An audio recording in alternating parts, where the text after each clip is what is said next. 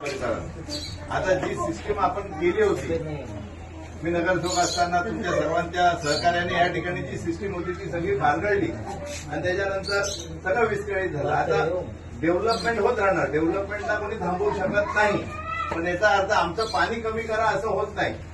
आणि आज ह्या परिसरामध्ये जे काही डेव्हलपमेंट होतंय ह्या परिसराचं पण होणार, उद्या सम्राटनगरचं पण डेव्हलपमेंट होणार, पण काय पाणी कमी करणार का?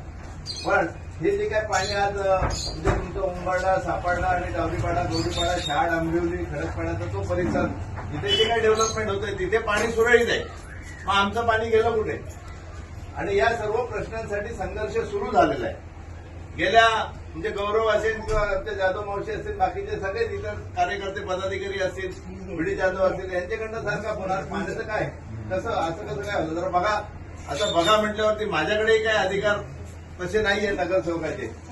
पुन्हा एकदा तुमच्यातला कार्यकर्ता, माझ्यातला कार्यकर्ता रस्त्यावर उतरत नाही, त्याशिवाय आपल्याला यश मिळणार नाही. म्हणून आम्ही बेबीताईंना विनंती केली, गोरख साहेबांना विनंती केली. आमच्या उषाताई गोरे भगवान नगरमध्ये तीच परिस्थिती, अष्टविनायक एकांतमध्ये तीच परिस्थिती, परत तुमचा आराधना कॉलनी तीच परिस्थिती, पंचमुखी तीच परिस्थिती, क्वालिटी कंपनीमध्येही तीच परिस्थिती, सम्राटनगर, एव्हरेस्ट नगरमध्ये तीच परिस्थिती. चाललंय काय?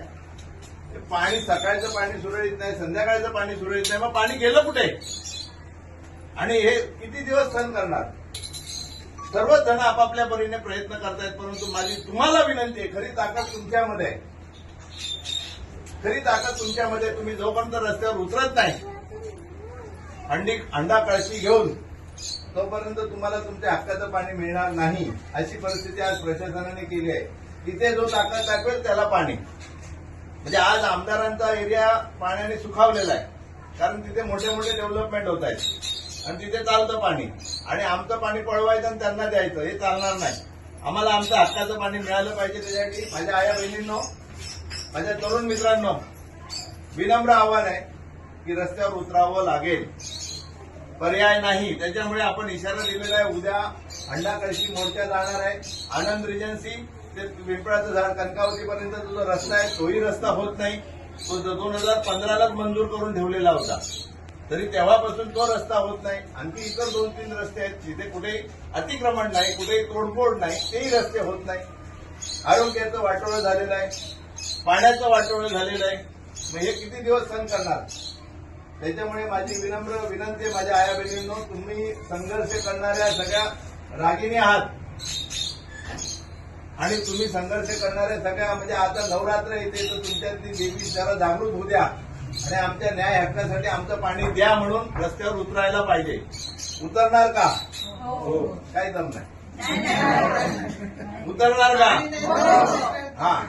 मग ही जी परिस्थिती आहे, कारण माझ्याकडे काही जादूची कांडी नाही, पण ती जादू तुमच्याकडे आहे. तुम्ही एक दिवस रस्त्यावर उतरलात ना, बघा पाण्याला कसं धार येईल तुमच्या पाण्याला, मग बोलणार की भाऊ पाणी आलं. माझं तर यश नाही, ते तुमचं यश असणार आहे.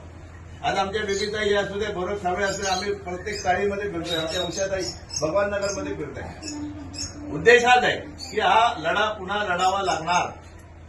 आणि याच्यासाठी येताना उद्या प्रत्येकाने हंडा किंवा कळशी काहीतरी घेऊन ऑफिसवर या. तुमचे 2 तास द्या, पुढचे 2 काय 10 वर्ष तुम्हाला पाणी पुरवठ्याचं समस्या निर्माण होणार नाही. याच्यासाठी आपल्याला प्रयत्न करावे लागतील. धन्यवाद.